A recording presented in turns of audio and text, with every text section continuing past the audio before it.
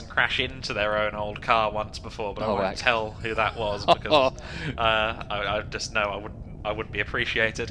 It's Michael Gibbons and Richard Johnson on the front row of the grid, then the 76 on the inside, the 21 on the outside. Keep an eye on Timothy Tudor as well in the number 40. Not that we could miss that car with its very bright colours.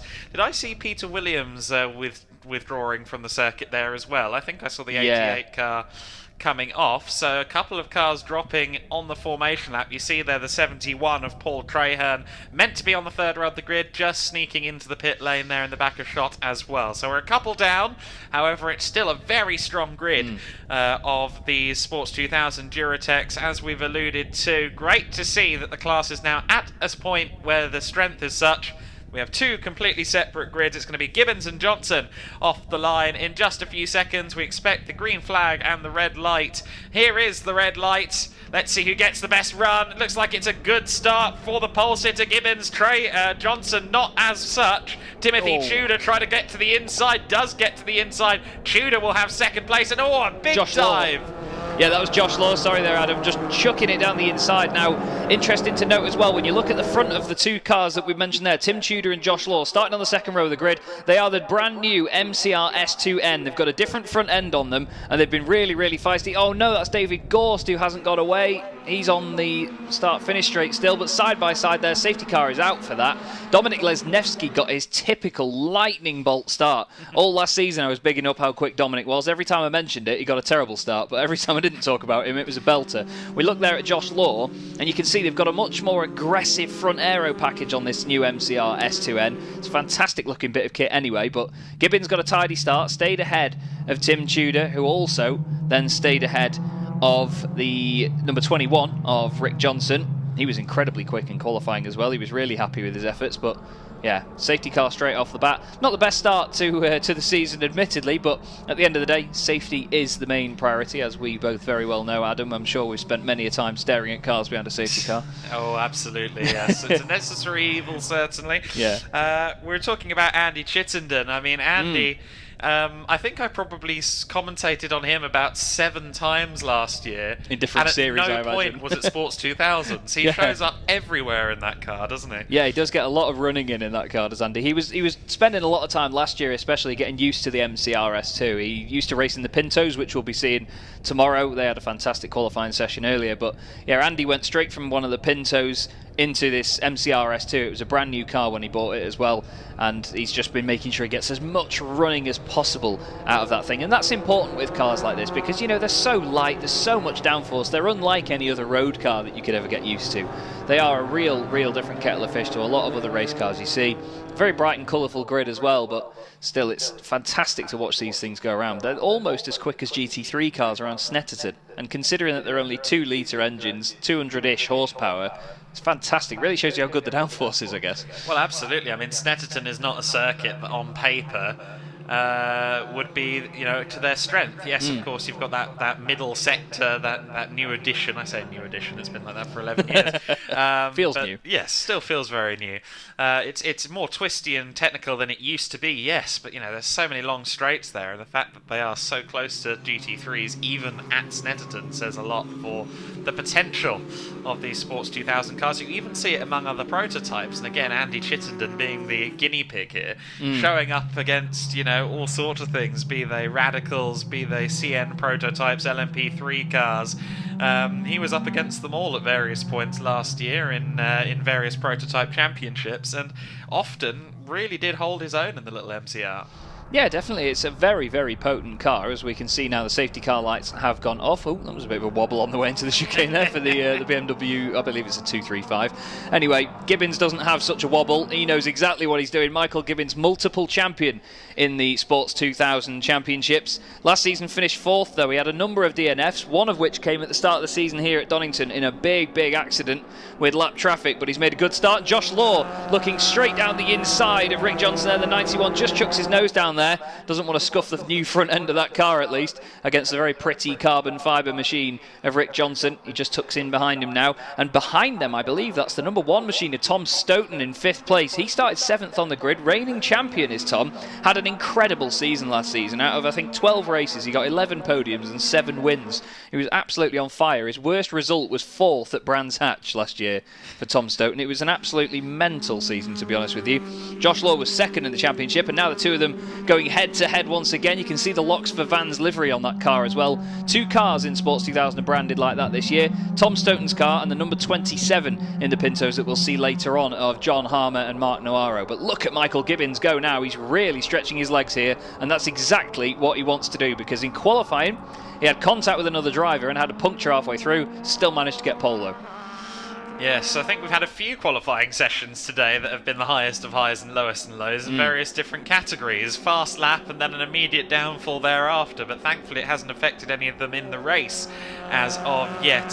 Keeping an eye on Josh Law, he's already put a proper send into the first corner on a couple of occasions at Redgate, and on that occasion he did decide even that he was too far back from Richard Johnson to have a go, but he's definitely going to be contending for a podium, and I think Stoughton will want to get his skates on as well. As you said, last year the worst he finished was 4th. The last thing he'd want to do is start up his season with a 5th. Yeah, definitely. And I know Tom as well. I know how fiercely competitive he is. They're all such lovely guys in this championship, though. I've spent the morning sort of reintroducing myself, reacquainting myself with everybody. It's such a great place to be and walk around chatting to everyone. But when they get out on track, they are so fierce and so competitive. You know, they're really, really on it. And you have to be in these cars. You know, you cannot mess around.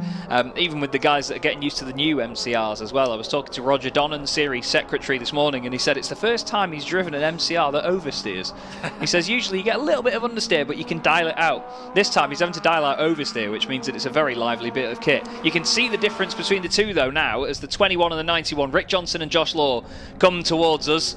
Rick defends the inside line, and I tell you what, just behind them, Tom Stoughton's thinking, I fancy this. Josh sends him the dummy one way, puts his nose down the inside, but backs out of it. That's going to surely help Tom Stoughton close up slightly. He's got a bit of a gap then, back into 6th position. Then it's Dominic Lesniewski, who started on the same row as Tom Stoughton. He has got James Barwell just behind, started 6th and currently sits 7th. And then car 8 is P8, David Houghton, in 8th position after starting 10th. But I tell you what, that gun of Tom Stoughton looks very good this season. It looked great last year as well, to be honest with you, when it got rewrapped, but even in the new livery it still looks phenomenal.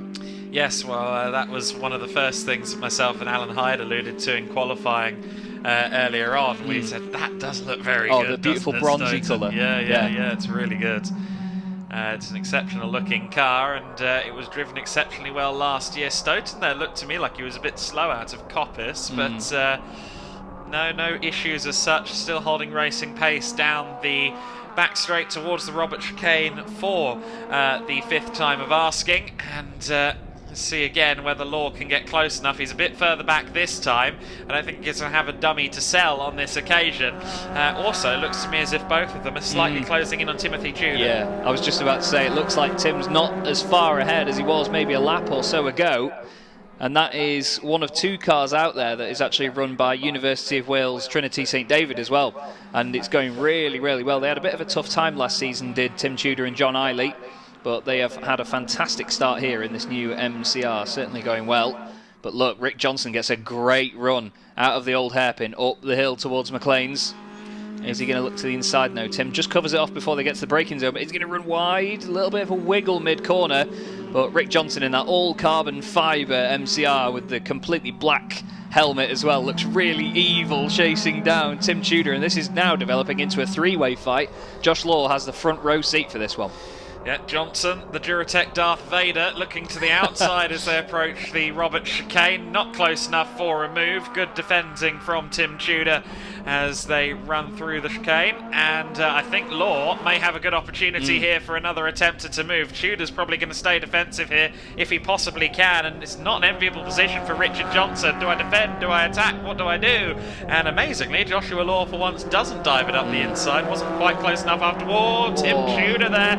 Really had to take evasive action, did Richard Johnson. Tudor just seemed to bog down almost out of the corner, and that was very nearly quite a big incident. Yeah, this is the thing. These cars are so nimble. They change direction so quickly. They're almost like a Formula car, but it just looks like Tim Tudor's just not got the power out of a lot of these corners, you know. He's not got the run out of the old hairpin. He's not too smart out of Redgate either. It just looks like the car on corner exit doesn't have it, but he's defending incredibly well. But now look, Tom Stoughton's part of this party as well.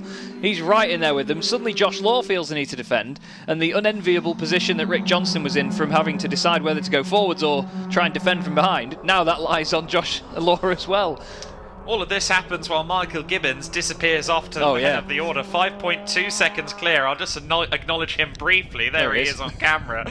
But we are firmly focusing on this battle for second place because it is getting very interesting indeed. Tudor once again having to lean defensive, going to the right as they approach Redgate, and they all fan out going into the first corner. And again, a good run for the number 21 of Johnson, and he's learnt from his previous mistakes, hasn't he? Tried to dive to the inside last time, didn't do it on this occasion. Downforce should mean they can get through the Craners side by side, but Timothy Tudor decided to back out of it. Johnson up to second place. Stoughton just tried it around the outside of Josh Law as well, just got on the curb, and he thought, nope, I definitely don't want to touch that grass, and he backed out of that one. Rick Johnson then nice and tidy up into second place. It was good. Tim backed out just that little bit, just to give him the room, and he managed to slot in just behind. But look at these things going through McLean's. They are going through there so quickly. Josh Law going through it a little bit quicker than Tim Tudor. He's now looking down the inside into Coppice. Tiny bit later on the brakes, slots it down the inside, but can Tim get the run on the exit? We've seen it so many times, you and I, Adam,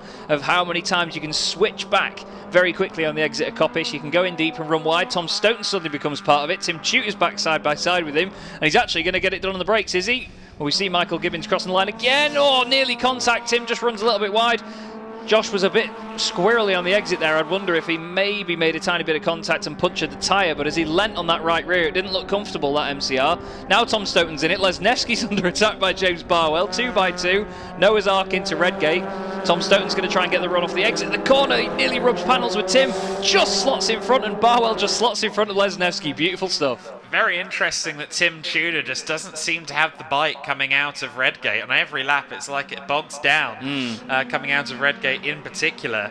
And that's what's costing him on 2 consecutive laps. There's something not quite right with that car, Adam. Definitely. Yeah. He's not got the run there out of the old hairpin, but by a long way compared to Barwell. Barwell nearly ran into the back of him there. It's a real shame for Tim Tudor because that qualifying was so impressive compared to some of the results they had last season. And all of a sudden it seems to have come undone a bit here. I hope they can get it to the end. But I'm sure you'll probably agree with me on this one. While we get a little bit sentimental about that MCR, it's got a real Minardi vibe about the livery to it, doesn't it? Like early 90s Minardi. I can see that. I love it. Absolutely, yes. Tim Tudor, it's weird because down the straight the car seems fine. It's just initial power application, as if the diff just doesn't want to give him power or something in the early going or something like that. It's very strange, but Tim Tudor continuing to have to make his car the widest on the grid, now coming under fire from James Barwell, as you alluded to, and then behind them is Lesniewski in the number 3. Meanwhile, both Johnson and Joshua Law have disappeared off, and of course Tom Stoughton have disappeared off in 2nd, 3rd and 4th. The gap between Gibbons in the lead and Richard Johnson in 2nd is a mere 9.1 seconds with half of the race completed. I think it's going to be important for Johnson now to get some quick laps in and prove to himself that he can maybe hang with him in the 2nd race tomorrow. Tudor, meanwhile, still under pressure from Barwell. Again, that initial power surge, and you see there's so nearly contact between the two of them. Barwell up the inside and will have the position, yes, up the inside into what is now 5th place. Barwell in the 77. Tim Tudor about to come under a threat from Lesniewski next, and he really is falling through the order. A big shame, but in the pits is the leader. Gibbons is in the pits. Michael Gibbons, with half of the race complete, has withdrawn. Clearly a problem for the 76 car. 44 is in the pits as well. John Eiley, and Gibbons in. That's a huge development and a big misfortune for Michael Gibbons, who was doing so well at the head of the order. You can see his dad Alan there running out into the pit lane, and he was really not happy. Not a clue what happened. The car looked fantastic. It didn't look like there was any issue whatsoever. whatsoever. Not sure whether he's cooked the brakes or felt a sudden drop in power, because it might have just happened down that straight there where we couldn't see him.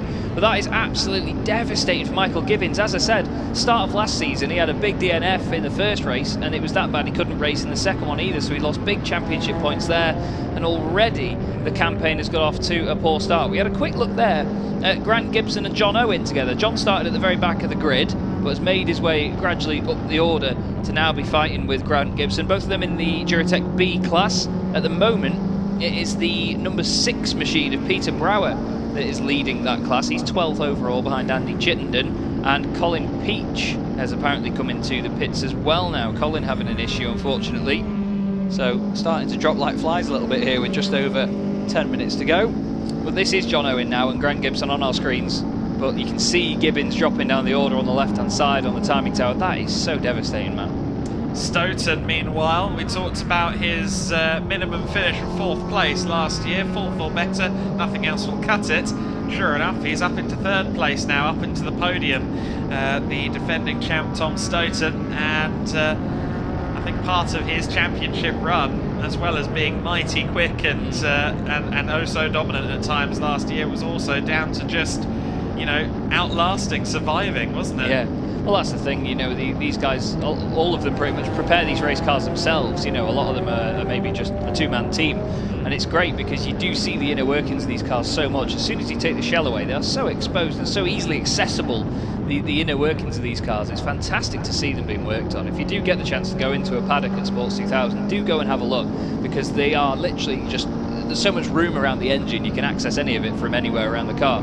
We did just see John Owen there, though. I wanted to point out that the wing on that car didn't look straight. I noticed it on the grid. It did look a bit skew-whiff. Now, I'm glad you've pointed it out. I thought it was going crazy. I thought maybe the screen was on a slant. But no, it's definitely a little bit wonky to, well, for lack of a better phrase, that wing. We look now at the 2nd placed... Well, actually, no, 1st place, sorry. Yes, Rick Johnson now. Josh Law behind him. Josh inheriting 2nd position. Josh right now is 1.5 seconds, give or take, behind him, and you can see pushing through the old hairpin. You can...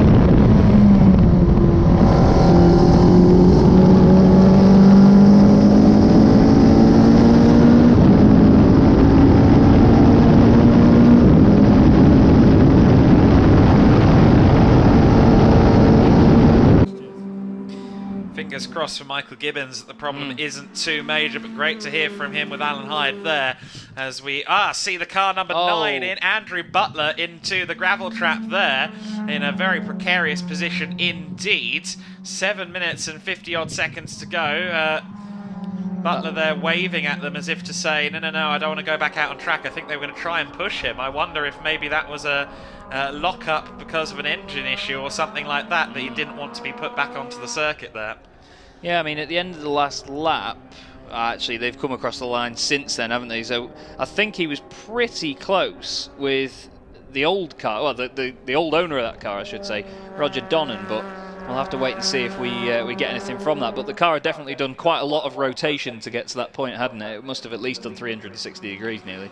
But I think maybe contact, or like you say, just locking up the rear axle on a downshift or something will be to blame there. But No safety car at the moment, just local yellows covering that one by the look of it. Yes, I'm wondering if we might do local yellows and then throw the flag 5 minutes before, which is what we've done in the previous 2 races. Oh, really? So we'll look lively for checkered flags. Oh, there you safety go. car is out. There you go.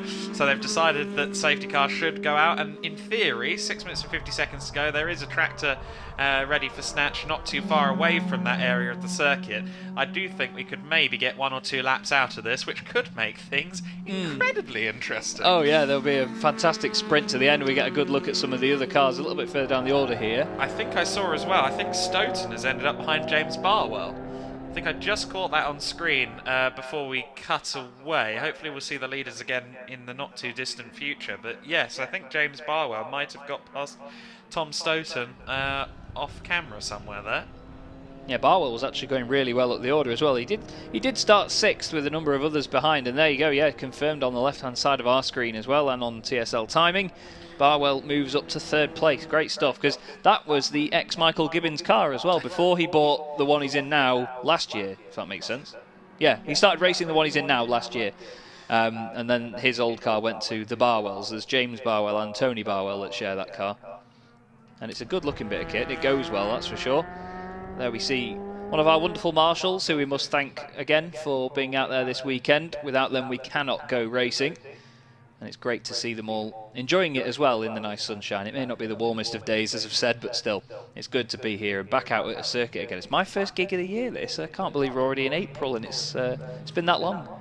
No, the year has very much crept up on us, hasn't it, the racing season? But it's all stations go at this point right through to November here at Donington Park. Do check out the website to see what's coming up here, both from MSVR and the broader scope of categories. As always, we've got so much excitement to come here at the circuit, one of the best tracks in the UK and Europe, and we'll have another great year of racing. This, of course, is the very first MSVR weekend of the year as well, so it's the first for the organising body as well as yourself, Chaz. And yeah, 4 minutes and 50 seconds of racing to go, and I do think we might get 1 or 2 laps at the end of this, fingers firmly crossed. But it's certainly going to be difficult for Richard Johnson to hold off Joshua Law, because Joshua Law is probably one of the most attacking drivers out there. Yeah. And he's not averse to a 50-50 move. No, definitely not. I mean, he got his first win in the championship last year. He actually took 2 wins. But then, unfortunately, had a bit of a rough time at Brands Hatch Indy. There was an accident after the start, just down at turn 1. It took out a number of drivers, and Josh had his wing clipped in that one. It sort of just dragged the wing off the back of the car. Unbelievably, though, it's one of the greatest displays of strength I've ever seen. His dad, Ian, bless him, straightened the wing out with his bare hands in the pit lane and then sent him back out. An absolute animal, bless him. But yeah, Josh had a really, really good season last year. Like I say, finished in 2nd place in the championship, 7 podiums, including 2 victories. But unfortunately, Tom Stoughton was just in another league to everybody last year. Like I said, 11 podiums and 7 wins from the 13 races we do. I said 12 earlier, apologies. It was 13 races. And yeah, Tom was pretty untouchable, to be honest with you. But still, the field continues to just creep around, and with it being quite a short lap here, Adam, I mean, it's what, 1 minute 9:079 is the fastest lap of the race, so let's call it 1 minute 10 on average, maybe 1 minute 11, as there is Andrew Butler on our screens. It's not gonna. We're not gonna need that long to get just to like 2 or 3 lap sprint to the end here, are we? No, and I think they are intentionally slowing the safety car here to try and get it underway at the end of this lap. If it doesn't go this lap, we might struggle to do more than a 1 lap sprint. So I think they're being very, very wily here. Of course, the temperatures are going down. The drivers will be screaming, "Make the safety car go faster," like we hear in the Formula 1 most weekends. But at the moment, that's probably the best way forward, to give them 2 laps of extra racing. Just back off a little bit, and hopefully the situation will be rectified before they get around to the Robert Chicane in about a minute's time. There is the car. I'm not sure that we're gonna, if that's the last of the hooking up that needs to be done, we might be okay. We'll have to wait and see whether or not that car is going to be removed in time or not. You see there the marshals working hard, and this weekend, as with most weekends, a lucky marshal from the Orange Army contingent this weekend will get to go in a Formula 3000 car at the Bedford Autodrome, which is an initiative that MSVR do at their meetings. Wow. I did hear a marshal talk about having a go in the FV1000 car at Bedford, but I didn't realise they did this kind of raffle at the end of every weekend. Cool. So that's really, really good indeed. A great initiative to reward the volunteers that help make motor racing possible. I think motor racing won't be possible here for another lap, and unfortunately I think we're going to have a safety car finish here, because with 1:40 to go, we are not getting around the circuit again in time. Not unless you see one of the best laps you've ever seen from this safety car. I was going to say, unless they've V10 swapped. They've got an M5 engine from 2005. Oh yeah, proper M5. Yeah, sorry to any current M5 owners, but it's not a proper M5 these days. E39 is the best one, no discussion, V8. Yeah, well, checkered flags out. Yeah, there you go, so they've decided to call it their third consecutive race that hasn't run to full distance, unfortunately, but in this case, merit for doing so, of course. There's no point just trundling around behind the safety car for another lap. That means then that in maybe slightly hollow circumstances towards the end of the race, Richard Johnson has taken the win from Joshua Law. James Barwell in third place, and in the worst finishing position he had all year last year, Tom Stoughton starts off his championship defence with a fourth place finish. We'll run you through the full order after we have heard from Alan Hyde down in the pit lane in a few minutes' time. He will gather Richard Johnson as soon as he pulls the car up at Garage 1 in just a few minutes. The Ancaster Leisure back